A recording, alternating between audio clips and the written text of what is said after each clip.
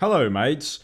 Excuse me for looking like I haven't slept in 72 hours. It's been a few rough days of constant on and off work on my projects now that I don't have any university assignments biting me in the ass all the time. Anyway, welcome back to 2084 Lore. In the last video, we talked about race and what it means to be human in the 2084 universe. And naturally, after we talk about race, what's the best topic to choose? Of course, it's politics. But before we get started, this video is sponsored by McDonald's. However, it is not sponsored by Pepsi mixed with 1/5 parts cherry liquor. Right, I'm Max Malevich, and this is Bodyak's Box.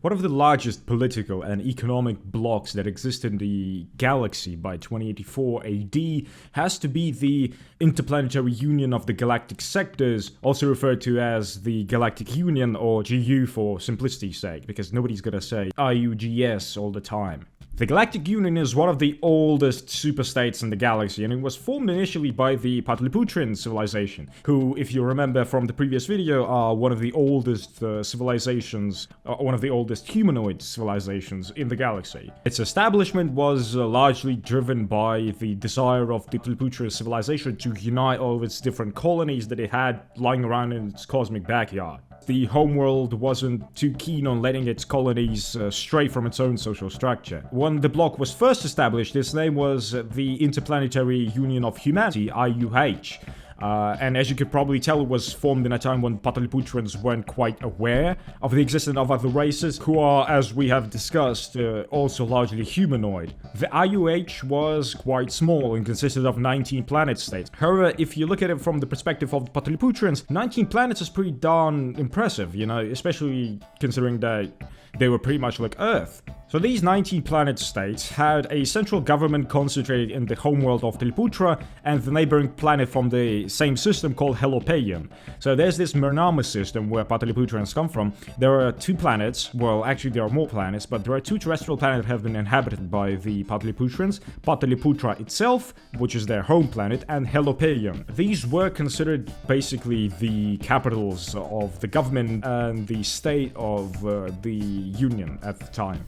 Now, galactic scales are unimaginably huge. The Milky Way galaxy is probably at least 1,000 times larger than you can ever imagine, with it being 100,000 light years in diameter and at least 300 light years tall on average. That's a lot of fucking space. Knowing this information, you'd be unsurprised to learn that the colonization effort itself, as well as the precursors to the IUH's formation, demanded that a new method of transportation be developed rather than simple propulsion, which is rather slow. Thus, Pataliputrians had invented the first method of manipulating space through the use of wormholes. Because this is not hard sci-fi by any means, it just approximates known science. All you need to know about wormholes in 2084 is that they're opened between two spots in space that correspond with quantum particles that are manipulated to have an identical state to one another, so that a tunnel could then be formed and widened between the two places with the use of exotic matter. That's a mouthful, but that's the simplest explanation I can give without going into the nitty-gritty of detail. Simple information is also passed through basic quantum tunneling, which I guess approximates real-time communication across space.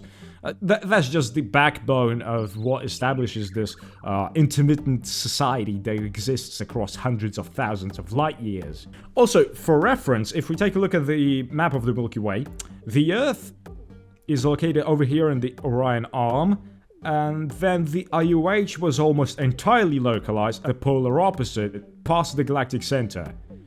And as you can see here, even at this scale, it's a very tiny speck that doesn't even have visible borders. So it has to be indicated with a dot on the map.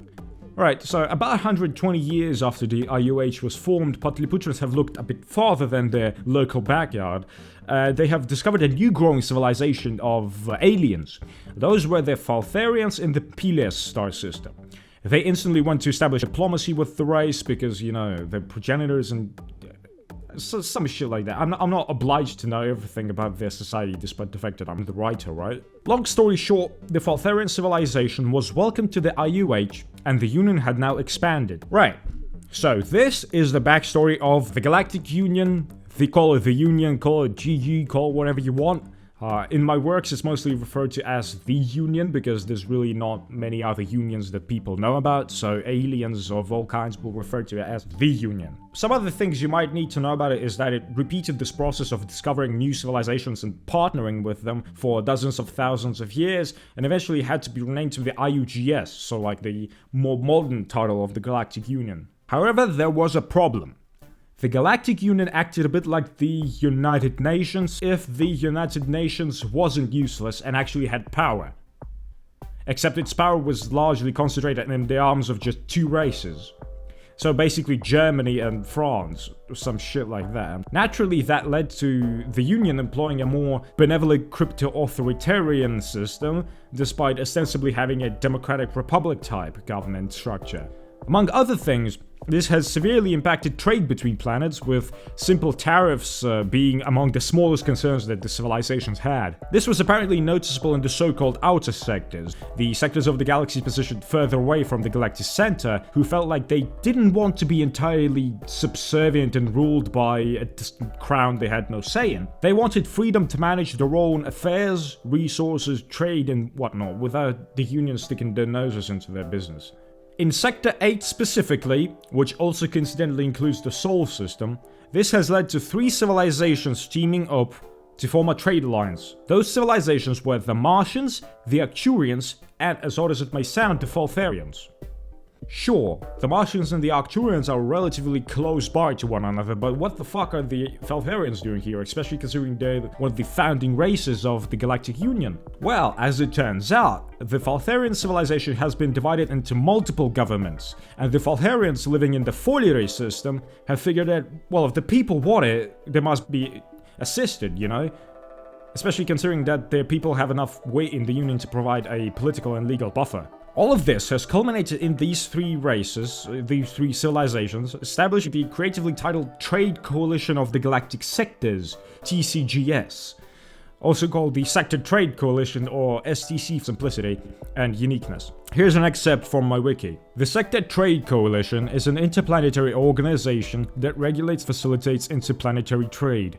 With effective cooperation both within and outside of the Galactic Union, different governments, planets, and whole star systems use the organization to establish, revise, and enforce the rules that govern international trade.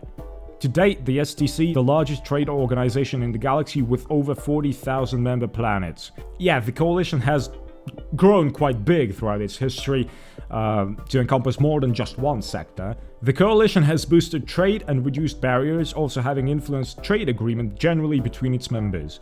The STC is headquartered in Mianzhang, a metropolitan city in the northern hemisphere of Jinviz, aka the homeworld of the Arcturians, a planet coded as Arcturus 111. The Sector Trade Coalition was founded at the end of the Unification period, when different members of the Galactic Union decided to conduct interplanetary trade under their own supervision, outside of the GU's control. The idea was greatly supported by the now-defunct Outer Sectors Alliance, and the STC was founded at an OSA meeting held in Nanjing by representatives of the governments of Mars, Sol 411, Jinviz, Arcturus 111, and Falfa, Foliare 121. The hail giants of independent interstellar trade at the time. Since then, the STC has amassed a large membership of different systems and planets, and its growth has been largely supported by different organizations and economic unions. Yes, technically the STC is a competitor to the GU, but because it's formally just a trade union, different planets being members of the STC does not conflict with them also being members of the GU. In a way, these legal semantics have allowed the STC to establish its own government and all the social things that come with it. In fact, by the 2030s AD, while the Earth became merely a candidate for Galactic Union membership, you know, what a candidate is, especially in things like European Union, the Martian superstate has actually helped us with its influence in the Sector Trade Coalition. If the Martian superstate, or the MS, is a strong independent government, then don't need no union.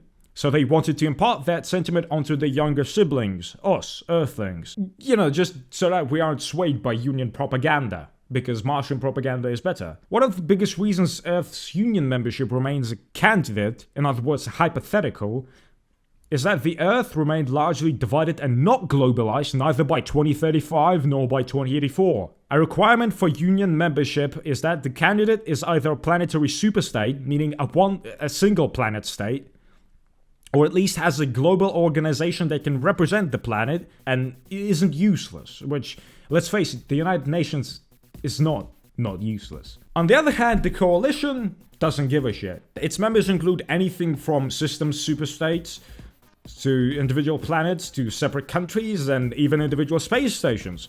All that's important is that there is a flow of import and export from the new coalition members, and that there's a flow of currency. And well, in 2046, a new event has begun that continues to this very day being 2084, and that event being the new economic cooperation between the Martian superstate and the United States of America. But that is a topic for the next video. I hope you enjoyed this episode. Stay tuned, I will try to upload more videos. I'm Max Malevich, and this has been Bodyak's Books. Thank you for watching.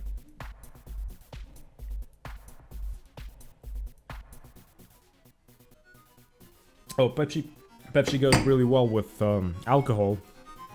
I gotta say, I have made my Buy Me a Coffee page public, so just in case you want to throw me a couple bucks, you can go there and do that. I don't have any rewards on that website right now, because I don't produce really any content that's worth buying. No, I want my stuff to remain free. So if you'd like to support the channel, you can go there and I will be eternally grateful for that. But if you don't, you can just like watch these videos. Also, please join the Discord community because I'm relatively active there. Yeah, see you soon.